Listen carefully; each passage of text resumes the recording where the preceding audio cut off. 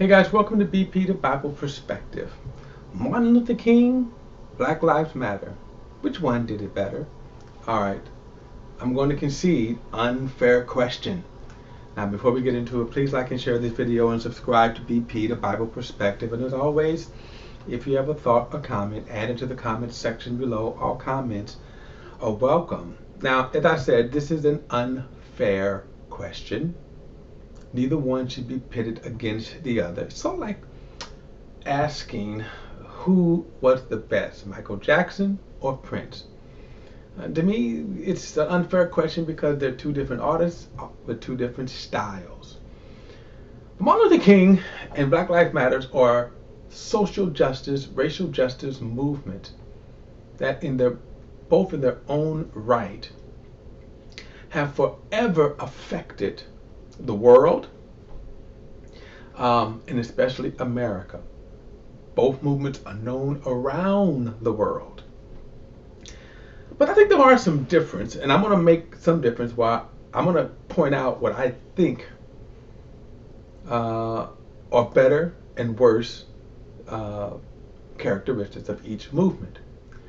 Now, Martin Luther King movement was, of course, from the mid 50s to the late 60s, and after his death, you can say it went even further.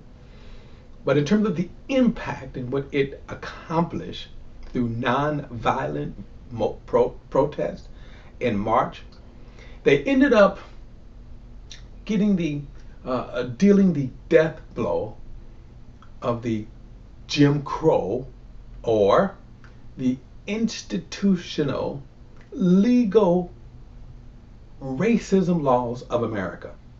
And that is one of the greatest effects that you see with the Martin Luther King movement. You should also know that they were very focused and they were very purposeful in how they would bring that about. Nonviolence.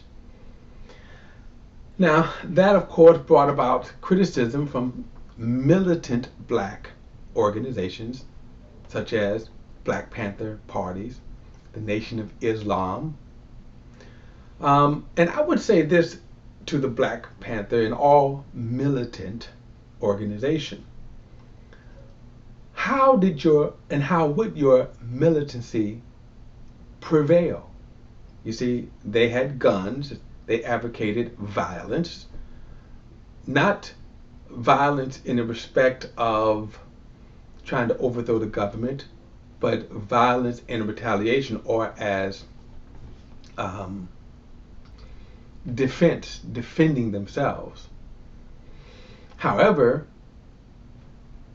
they have guns, the government had bigger guns. And with militancy, all militancy, I believe this, that their fallacy is that they want to bring proverbial knives to gunfights. Or in this case, they want to bring smaller guns to a bigger gun fight. They just won't win. Martin Luther King demonstrated, and the movement demonstrated, that through nonviolence and that through going through the right channels, in other words, attacking the right channels in a nonviolent way, they were able to affect the changes in law, and that's important. A lot of things changed in 1965 with the 1964-1965 Voter Rights Bill, again, effectively ending legal racism in America. You could no longer just legally lynch a black person. Okay. But Black Lives Matter was a movement that came about with Michael Brown killing.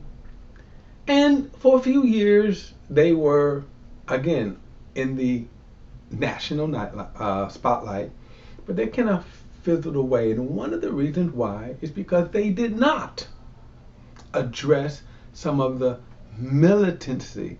And some of these cases were even blamed them unfairly, like through conservative news outlets. They did not, I think, address some of the associations like with Louis Farrakhan. Now, whether or not it was unfair, my point is they did not address it properly, and they took a beating as a result of it. But then came George Floyd. And George Floyd sparked this worldwide movement led by Black Lives Matter. It was phenomenal that brought together around the world. Look at the lower right. The Amish even came out in favor of racial justice. Without a doubt, this movement affected the world and brought attention to the world. And let me just say this, Black Lives Matter also brought police reforms. Now here's the thing I'm saying that is different, that even though this was a worldwide platform, it is now fizzling away because, in my opinion, they're not addressing certain militant acts. Now, to be sure, understand that Black Lives Matter is a national organization broken up into local chapters. And so when local chapters voice their militancy, the national organization doesn't really address it. And when you have that, you scare away other people, people who, guess what, who were for you. If you have certain militant groups and factions crying out against some of the very people who are helping you, for example, white people. Now think about this picture right here. Now this is just a very small fraction of the worldwide phenomenon that came about because of George Floyd all over the world. But again, if you're not cognitive of the message and how the message is going to be perceived, what happened? The movement starts losing its support. The very support of people who said, look, who wanted to help.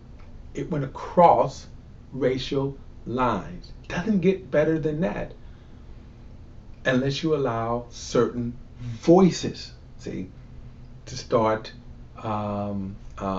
taking away, diverting away from your message. So while both movements, in my opinion, will go down in history, both movements will go down in history, forever in history, as having affected not only the nation, but the world. I believe lessons can be learned, and I believe lessons should be learned about how to cognitively be aware of your message and how that the message would be received, so that you can at least draw away from a lot of foolish attention. I'm giving you an example and then I'm going to close it out. When you say defund the police, in my opinion, that's one of these things that where it becomes a foolish message. Why? Because you really don't mean defund the police. I understood that they never meant defund the police. But you said defund the police. That's what you said, defund the police. Now if you say defund the police, now your enemies, and they did, can just hammer on you. That's just an example. That's all I'm saying. That's just an example. So look, both movements were great and affected the world and should be celebrated, and they will be celebrated in history books forever. But I believe that the Black Lives Matter lost ground because, again, they wasn't as cognitive to their message, how it was going to be perceived and continue, and thus they lost support. Look, that is my perspective. I'd like to hear what you have to say. Add your comments to the comments section. All comments are welcome. And don't forget to like and share this video and subscribe to BP, the Bible Perspective. Till next time, I'll see you then.